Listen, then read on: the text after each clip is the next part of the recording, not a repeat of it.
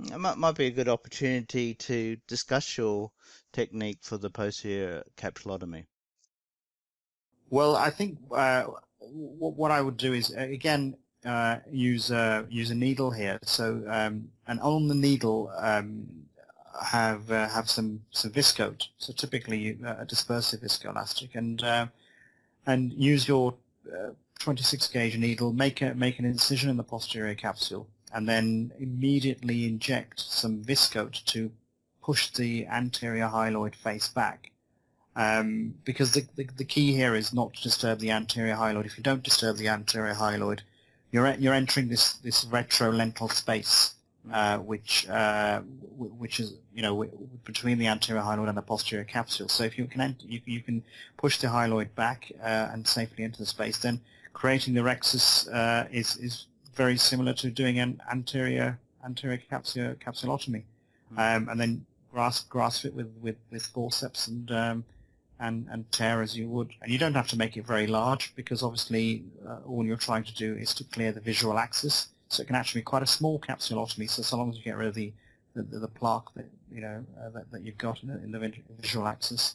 Yeah, just carry out a normal. Imagine it's just I think it's a confidence thing. It's just where as anterior segment surgeons we don't like breaching the posterior capsule, but sometimes I think this sort of situation we have to, and it's just one of those things that we just have to develop the confidence to do. In I wouldn't say in all cases, because clearly if you can do a capsulotomy, then I would prefer that because it is safer.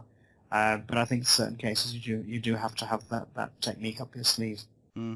It certainly goes against the grain. Breaching the posterior capsule purposefully. Yeah. Again, I was going to say, again, certain pediatric cases you have to do that. It is a technique that every surgeon really needs, and what I find is the posterior capsule is, of course, much thinner than the anterior capsule. You're looking at maybe 4 microns worth of tissue, so it is a very delicate technique. But what I found, I like that you're suggesting putting a bit of viscoelastic into that burger's space to push that anterior vitreous face backwards.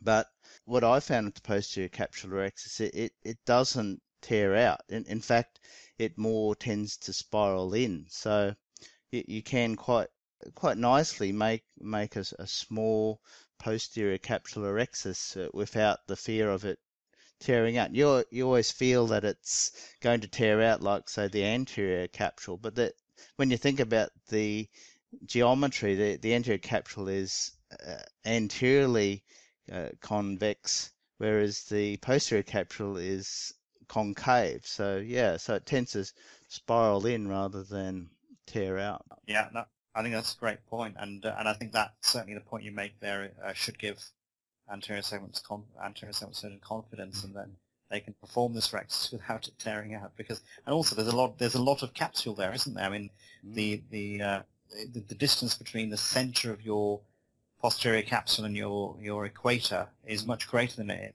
is anteriorly, isn't it? If you enjoyed this lecture so far, please subscribe to http://iop.vision. I hope you enjoyed this series as much as we have putting it together. Thank you.